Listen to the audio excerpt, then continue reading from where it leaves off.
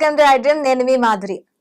నెలకి 5,000 రూపాయలు పెట్టుబడితో మ్యూచువల్ ఫండ్స్ లో మనం పెట్టుబడి పెట్టగలిగితే, అది కూడా లాంగ్ టర్మ్ పెట్టగలిగితే మనకి రిటర్న్స్ ఎలా వస్తాయి? డీటెయిల్ గా చెప్పడానికి మనతో పాటు ఉన్నారు అరుణ్ కేకే గారు. ఆయన్ని మ్యూచువల్ ఫండ్ లెజెండ్ అంటూ ఉంటారు. ఆయన అడిగి డీటెయిల్ గా తెలుసుకుందాం. Hello sir. నమస్కారం మేడం. సార్, మ్యూచువల్ ఫండ్స్ లో ఇప్పుడు అందరూ కూడాను కొంత పక్కన దాచుకోవాలి అనుకుంటారు సార్. ఇప్పుడు నార్మల్ వర్కింగ్ చేసే వాళ్ళు ఎంతో కొంత సేవ్ చేసుకుందాం అనుకుంటారు. అలాంటి వాళ్ళకి మనకి బెస్ట్ ఆప్షన్ మ్యూచువల్ ఫండ్స్ అని మీరు అంటున్నారు. అయితే ఇప్పుడు నాకు ఒక 10 సంవత్సరాల్లో ఒక ఇల్లు కొనుక్కోవాలి అనుకుంటున్నాను. ఎట్ ప్రజెంట్ ఒక ఇల్లు కొనుక్కోవాలి అనుకుంటే ఒక అపార్ట్మెంట్లో మనకి 70 lakhsకి ఒక మంచి అపార్ట్మెంట్, స్పేషియస్గా ఒక 2 bedroom అపార్ట్మెంట్ వస్తుంది, కొంచెం మంచి లొకాలిటీలో. సో అది 10 years అయ్యేటప్పటికి అది మేబీ 1 crore వరకు వెళ్ళొచ్చు. ఓకే, మనం ఒక 1 crore మనం పెట్టుకుందాం టార్గెట్. నేను 10 yearsలో నేను మ్యూచువల్ ఫండ్స్లో నెలకు ఒక 5,000 పెట్టగలిగితే నేను ఈ గోల్ని రీచ్ అవ్వగలను అంటారా? ఈ గోల్ని 5,000 పెట్టడం ద్వారా మీరు రీచ్ అవ్వలేరు మేడం.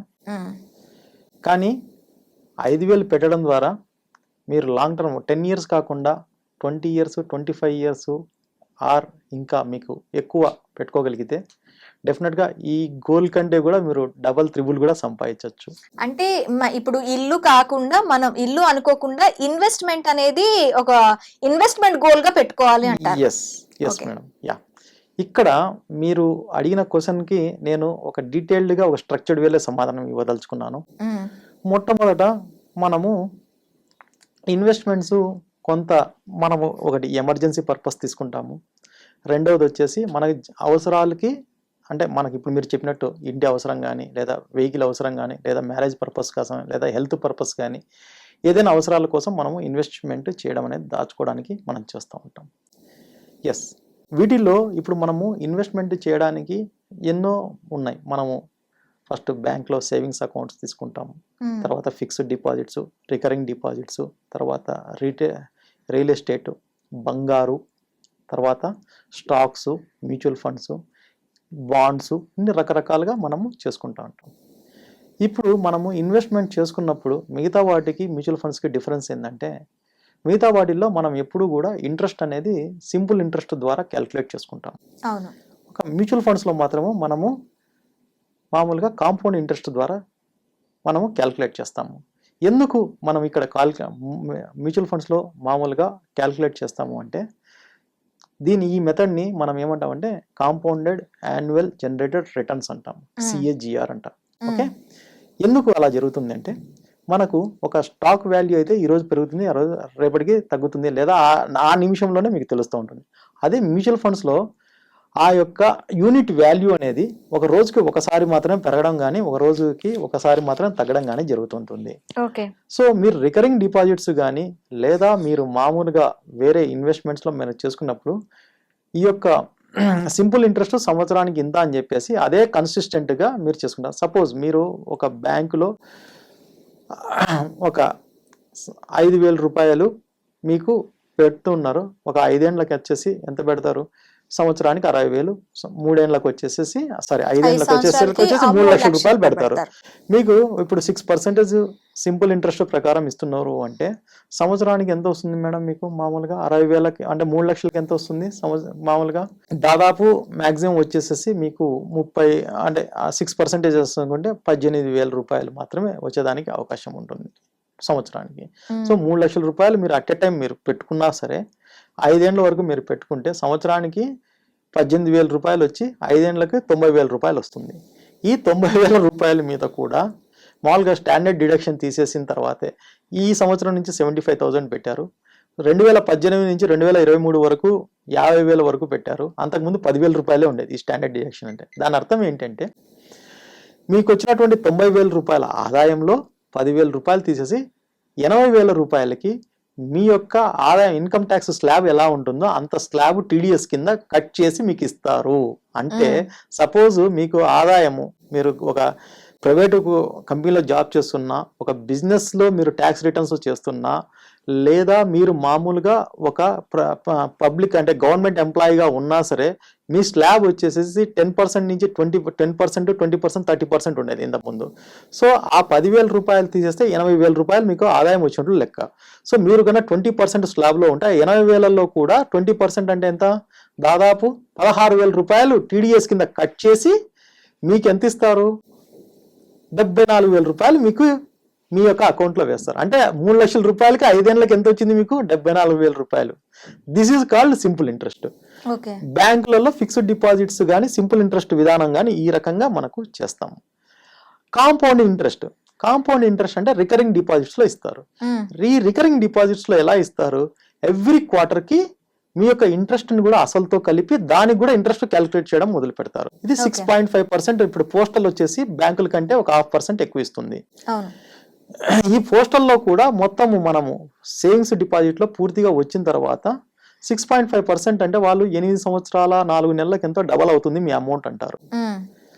అంటే 1,000 రూపాయలు మీరు కడతా ఉన్నారు అనుకుంటే ఈ యొక్క 8 ఏళ్ళ దీనికి 1,00,000 రూపాయలు మీరు కడితే 2 లక్షల రూపాయలు మీ చేతికి వస్తుంది. దాంట్లో కూడా మళ్ళీ ట్యాక్సెస్ కట్ చేస్తారు.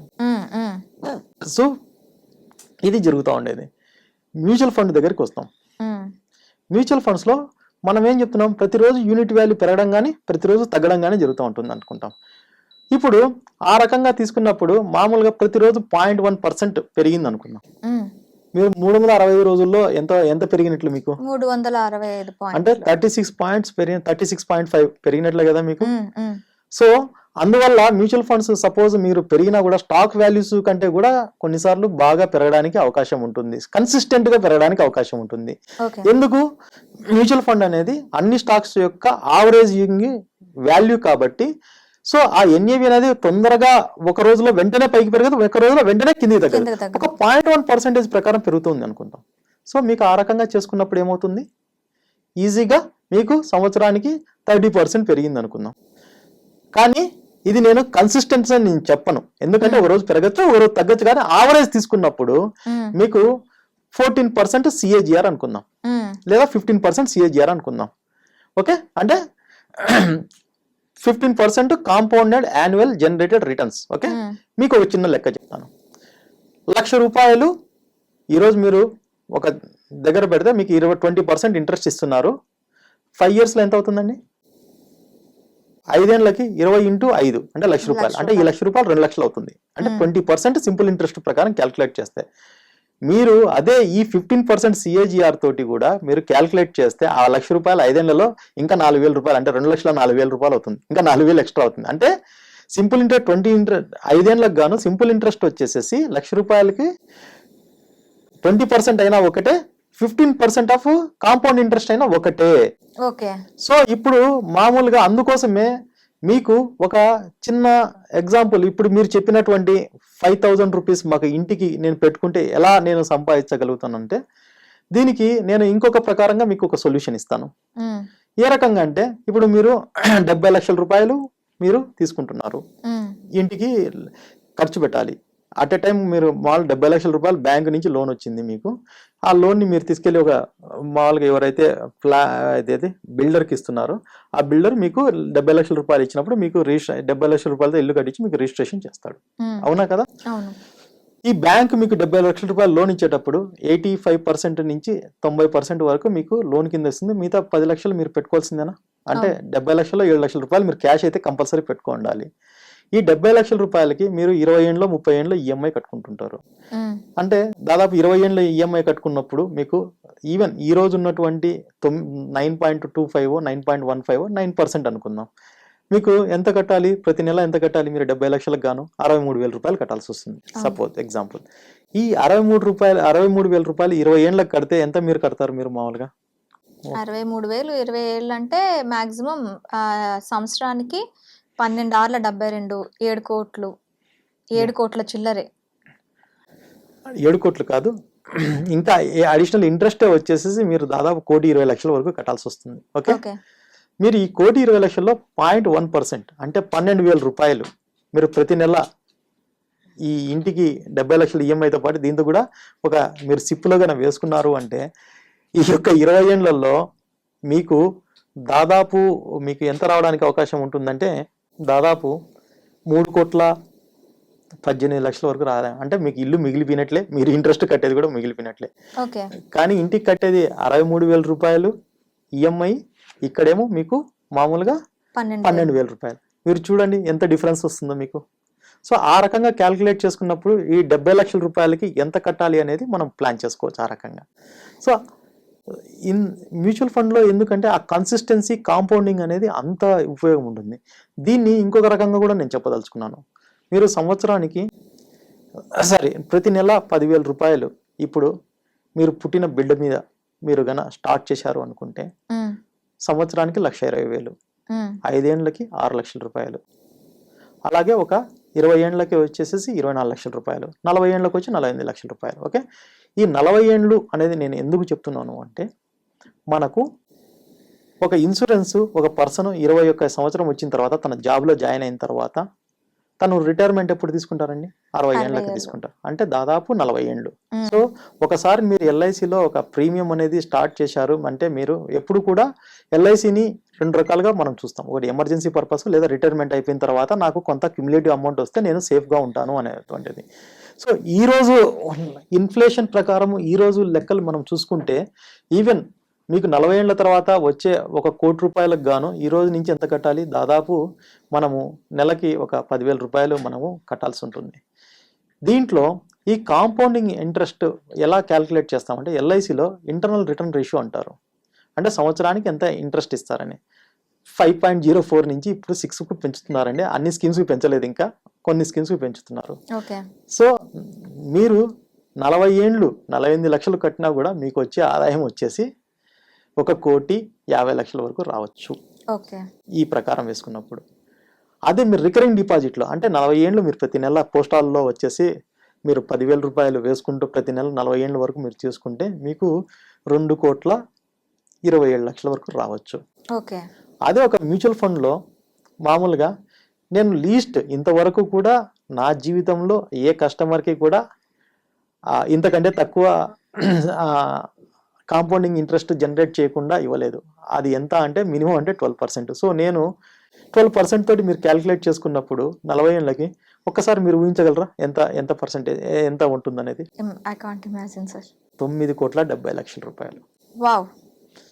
చూడడానికి మనకి సింపుల్గా ఒక 5% డిఫరెన్స్ తోటి. అదే మీరు మామూలుగా ఒక 15% అంటే మీరు ఎంత అంటే ఒక 3% అంటే మీరు నా ఇన్వెస్టర్గా వచ్చినందుకు నేను మీ మీద మామూలు మిగతా నార్మల్ అడ్వైజర్స్ కంటే ఒక ప్రొఫెషనల్ అడ్వైజర్గా నేను మీ మీద కేర్ తీసుకొని ఒక 3% అడిషనల్గా ఈ 40 ఏళ్ళకి వచ్చేదానికి నేను ప్లాన్ చేశాను అనుకోండి, ఎంత రావచ్చు అనుకుంటున్నారు మీరు? 18 వరకు రావచ్చా? 15 కోట్ల వరకు మామూలుగా ఆ రకంగా చూసుకున్నప్పుడు 23 కోట్లు. ఒక 3% మీకు చేంజ్ అయినందుకు దాదాపు డబల్ అయిపోయింది మీకు. 9,70,00,000 నుంచి 23 లక్షలు. ఇప్పుడు మామూలుగా మీకు ఫండ్ మేనేజర్స్, మ్యూచువల్ ఫండ్స్ కంపెనీసే చెప్తున్నాయి, మామూలుగా ఈక్విటీగా అఫీషియల్ గాను అన్అఫీషియల్ గాను డిఫరెంట్ మీడియాస్ ద్వారా మేము 15% వరకు మేము ఇస్తున్నామని. ఇప్పుడు నేను ఒక ప్రొఫెషనల్ అడ్వైజర్ అయినందుకు నేను ఈ 15% నుంచి ఒక 3% జనరేట్ చేస్తాను అనుకోండి, ఇంకా ఎక్కువ అంటే 18% నేను జనరేట్ చేసి ఇస్తున్నాను అనుకోండి. ఏది బ్యాంకులు ఎట్లయితే మామూలుగా 18 to 20% సంపాదించి మనకు మాత్రం 6.5% మాత్రం ట్రాన్స్ఫర్ చేస్తున్నాయి.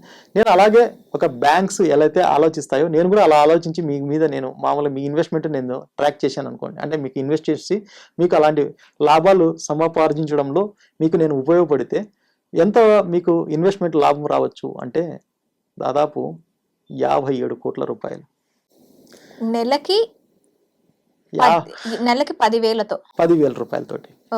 40 సంవత్సరాలు. ఓకే.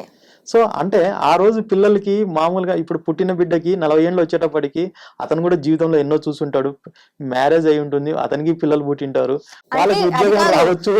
పుట్టిన తర్వాత నుంచి స్టార్ట్ చేస్తే ఖచ్చితంగా వాళ్ళు పెరిగేటప్పటికి వాళ్ళ లైఫ్ సెటిల్మెంట్ కి మనం ఇలా పెట్టి ఇవ్వచ్చు అనమాట. అంటే 40s లోని వాళ్ళ జాబ్ సెటిల్మెంట్స్ కానీ వాళ్ళ బిజినెస్ సెటిల్మెంట్ కానీ దేనికైనా మనం ఇవ్వచ్చు. Exactly madam, exactly. So 54 crores simple గా నేను మీ మీద ఈ రోజు ఒక కరెక్ట్ రైట్ ఫండ్ చూస్ చేసుకోవడం ద్వారా అంటే అంతవరకు వస్తుందని మీరు క్వశ్చన్ కూడా చేయొచ్చు. ఇక్కడ మనం ఏం చేస్తామంటే ఈ సిఏజిఆర్ మనకు మేనేజ్ అవ్వడం కోసము అప్పుడు ఈ ఫండ్ పర్ఫామ్ చేయకపోతే వేరే ఫండ్లో మనం పెట్టడము, plan A, plan B, plan C. ఇది ఈ plan A, plan B, plan C అనేది ఒక అడ్వైజర్స్ ద్వారా మాత్రమే అవుతుంది. ఎక్కడైతే మీకు ఈ యొక్క బ్యాంక్స్ కానీ ఫిన్టెక్ యాప్స్ కానీ మీకు ఎక్కడ సపోర్ట్ చేయవు. ఓకే, అందుకే అడ్వైజర్స్ త్రూ వెళ్ళి మనం ఆ మ్యూచువల్ ఫండ్ ని ఎంచుకోవటం ద్వారా ఎక్కువగా లాభాలు పొందే అవకాశాలు ఉంటాయి. ఖచ్చితంగా ఉంటాయి. ఓకే, సో ఈ 18% కాకుండా మీరు ఈ మధ్య చూసారు మామూలుగా కొన్ని ఫండ్స్ వచ్చేసేసి 23%, 22% వరకు ఇచ్చాయి. ఫర్ ఎగ్జాంపుల్ మీరు లైవ్లో కూడా చూస్తే, మీరు మొబైల్లో చూస్తే ఒక అది నేను అడ్వర్టైజ్మెంట్ కాదు, it's a real fact. Nippon growth India fund ఒకటి ఉంది. 8th October 1995లో స్టార్ట్ అయింది. ఈ రోజుకి ఇంకొక 2 months ఉంటే 29 years అవుతుంది. మీరు చెక్ చేశారంటే దాని యొక్క ఎన్ఏవి 4,000 దాటింది. 10 రూపాయల నుంచి స్టార్ట్ చేసింది 4,000 దాటింది. అంటే 400 times పెరిగింది.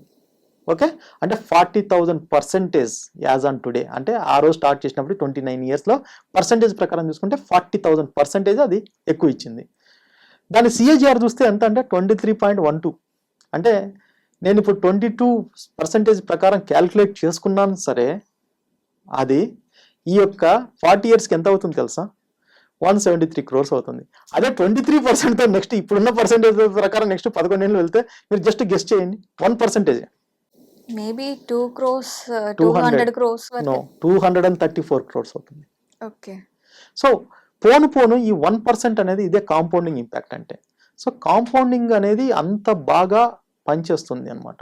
సో అలాగే మీరు ఒక డిలే చేయడం వల్ల, అంటే మీరు 1 సంవత్సరం డిలే చేశారనుకున్నాం. సపోజ్ నేను ఇప్పుడు మీకు యాజ్ ఏ అడ్వైజర్గా వచ్చాను, వచ్చి చెప్పేసి మీకు ఎక్స్ప్లెయిన్ చేసిన తర్వాత కూడా సరే నెక్స్ట్ ఇయర్ చూద్దాంలే, ఏదో నువ్వు చెప్పావు కదా అని చెప్పి నువ్వు ఇలాంటి ఆపర్చునిటీస్ మిస్ చేసుకుంటే ఎంత లాస్ అవుతుంది తెలుసా?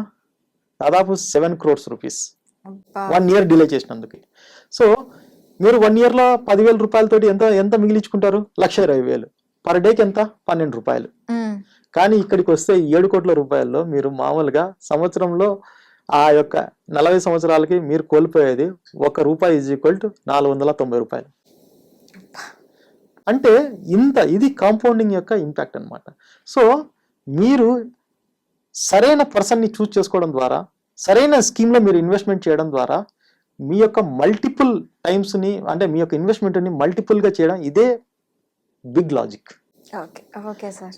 సో దయచేసి అందరూ కూడా మ్యూచువల్ ఫండ్ యొక్క కాన్సెప్ట్ని సరిగ్గా అర్థం చేసుకొని సరైనటువంటి పర్సన్ని ఎంచుకోవడం ద్వారా, లేదా సరైనటువంటి స్కీమ్లో దాన్ని రైట్ టైంలో ఇన్వెస్ట్మెంట్ చేయడం ద్వారా మీరు చాలా చాలా చాలా అసలు మీరు అనుకోని ఇన్వెస్ట్మెంట్ యొక్క లాభాలను మీరు ఆర్జించగలుగుతారు. దట్టు కన్సిస్టెంట్గా ఆర్జించగలుగుతారు. మీ యొక్క జీవిత అవసరాలన్నింటినీ కూడా మామూలుగా తీర్చుకోవడమే కాకుండా తర్వాత మీరు ఎంత లావిష్గా కావాలంటే అంత లావిష్గా మీ యొక్క జీవితాన్ని గడపడానికి అవకాశం ఉంటుంది. ఇదంతా కూడా ఇన్ఫ్లేషన్ రేటుని బీట్ చేస్తూ కూడా మనం ముందుకెళ్ళచ్చు. అంటే ధరల పెరుగుదల, ఈరోజు నెలకి మీకు 40 రూపాయలు ఖర్చు ఉంటే నెక్స్ట్ ఒక 20 years తర్వాత దాదాపు 3 లక్షల రూపాయలు, 40 years తర్వాత 6 lakh rupees ఉండొచ్చు. కానీ మీకు ఒక 173 crores మీకు ఇలాంటివి వచ్చినప్పుడు ఒక 1% ఇంట్రెస్ట్ వేసుకున్నా కూడా పర్ మంత్ వచ్చేసేసి దాదాపు 1,70,00,000, ₹6 లక్షల మీకు ఎంతవరకు అంటే ఆ యొక్క ఖర్చు అనేది మీకు పీనట్స్తో సమానం అంట. ఈ రకంగా చూసుకున్నప్పుడు మ్యూచువల్ ఫండ్స్ అనేది లాంగ్ టర్మ్లో ఎంత ఇంపార్టెంట్సో మీరు ఆలోచించండి. అలాగే ఇన్సూరెన్స్ ఇవి కూడా అవసరమే. నేను చెప్పదలుచుకునేది ఏంటంటే ఇన్సూరెన్స్లో మీరు అది ఎమర్జెన్సీ కోసము లేదా రిటైర్మెంట్ పర్పస్ కోసమే మాత్రమే యూజ్ చేసుకుంటారు. కానీ మ్యూచువల్ ఫండ్స్ అనేది రెగ్యులర్ బేసిస్ మనము ప్రతి అవసరానికి మనం యూజ్ చేసుకునే విధంగా డిజైన్ చేయబడ్డాయి. కాబట్టి ఈ యొక్క కాన్సెప్ట్ని ఇంకా డీటెయిల్డ్గా మీరు కావాలనుకున్నప్పుడు మీరు ఎవరైనా సరే నా పర్సనల్గా మీరు కాంటాక్ట్ చేయొచ్చు, లేదా iDream TV ద్వారా మీరు కాంటాక్ట్ చేసినా నేను వాళ్ళందరికీ ఖచ్చితమైనటువంటి సమాధానం ఇవ్వడానికి నేను ప్రయత్నిస్తాను. నమస్కారం. Thank you sir.